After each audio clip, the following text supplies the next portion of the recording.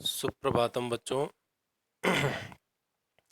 बच्चों, यहाँ पर हम काव्यखंड के अंतर्गत सबसे खतरनाक कविता पढ़ने जा रहे हैं और इसके कवि हैं पास। ये पंजाबी भाषा के प्रसिद्ध कवि हुए हैं और यहाँ पर इस कविता का हिंदी में अनुवाद श्री चमन लाल जी ने किया है। तो मुख्यतः ये पंजाबी कवि हैं। तो देखिए, यहाँ पर इस कविता का पहला अंश है। मेहनत की लूट सबसे खतरनाक नहीं होती, पुलिस की मार सबसे खतरनाक नहीं होती, गद्दारी लोभ की मुट्ठी सबसे खतरनाक नहीं होती, बैठे बिठाए पकड़े जाना बुरा तो है, सहमी सी चुप में जकड़े जाना बुरा तो है, पर सबसे खतरनाक नहीं होता। इस पद्यांश के माध्यम से कवि कहना चाहता है कि देशवासियों से कि संघर्षशील होना और जड़ का परित्याग करना और कुछ कर गुजरना एक बहुत बड़ी बात होती है ना।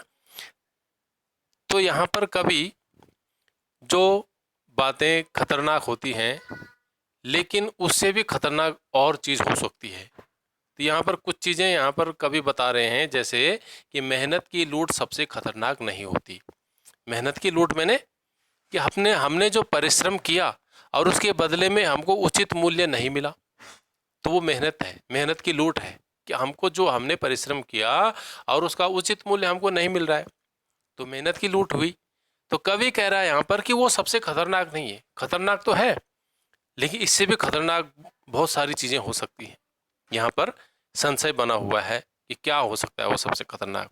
तो जब हम पूरी कविता को पढ़ेंगे तब हम अंत में समझेंगे कि सबसे खतरनाक क्या होता है। तो यहाँ पर कवि कह रहा है कि मेहनत की लूट सबसे खतरनाक नहीं होती है, यानी कि हमने परिश्रम किया, बदले में हमको उसका पारितोषिक उतना नहीं मिला जितना मिलना चाहिए था, तो वो स्थिति खतरनाक तो है, लेकिन सबसे खतरनाक नहीं है ना। दूसरी पंक्ति में क्या गिना रहे हैं कि पुलिस की मार सबसे खतरनाक नहीं होती, यानी कि पुलिस की मार भी अनावश्यक ही हम पुलिस के हाथ पे चढ़ जाएं और पुलिस की मार पड़ जाए तो वो भी खतरनाक होता है, तो सबसे खतरनाक वो भी नहीं होती है। और गद्दारी लोभ की मुट्ठी सबसे खतरनाक नहीं होती, और गद्दारी कर जाना यानी कि देश के प्रति गद्दारी कर देना, देश के विरुद्ध हम कोई षड्यंत्र कर रहे हैं, यानी किसी समाज के प्रति कोई षड्यंत्र कर रहे हैं, तो वो गद्दारी है।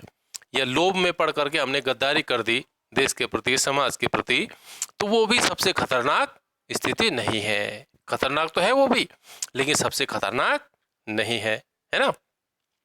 फिर क्या बता रहे हैं, बैठे बिठाए पकड़े जाना बुरा तो है, और सहमी सी चुप में जकड़े जाना बुरा तो है, पर सबसे खतरनाक नहीं होता।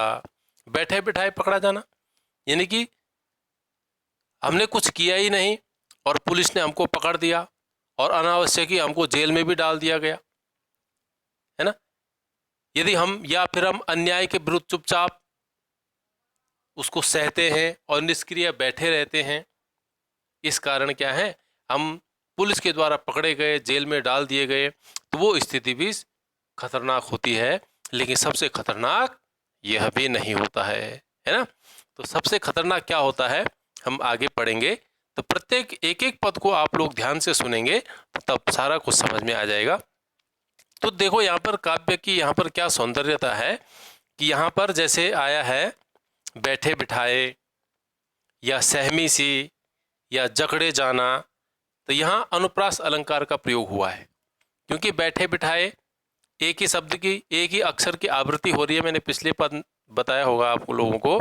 सहमी सी यहाँ पर सब वर्ण की आवृत्ति हो रही है, जकड़े जाना ज वर्ण की आवृत्ति हो रही है, इसलिए यहाँ पर यहाँ क्या है, अनुप्रास अलंकार का भी प्रयोग हुआ है ना। और सबसे खतरनाक नहीं होता, यह बुरा तो है, इन पदों में भी पुनरावृत्ति कविता में एक विशेष प्रभाव उत्पन्न करती है और पाठक के मन में जिज्ञासा बनी रहती है कि सबसे खतरनाक आखिर क्या चीज़ है ना। जब हम इतनी चीज़ें सुन ली, इनको हम खतरनाक भी मानते हैं लेकिन सबसे खतरनाक नहीं मानते हैं, तो ये जिज्ञासा अंत तक बनी रहेगी जब तक हम पूरी कविता नहीं पढ़ेंगे, जब तक हमें पता नहीं चलेगा कि वास्तव में सबसे खतरनाक क्या होता है, तब तक ये जिज्ञासा बनी रहती है। तो ये कविता का एक सौंदर्य है ना। तो अगले पद को भी हम इसी तरह से पढ़ेंगे और आप लोग ध्यान से सुनेंगे। तो लगातार सुनते रहिए, बहुत अच्छी कविता है। तो आज के लिए इतना ही।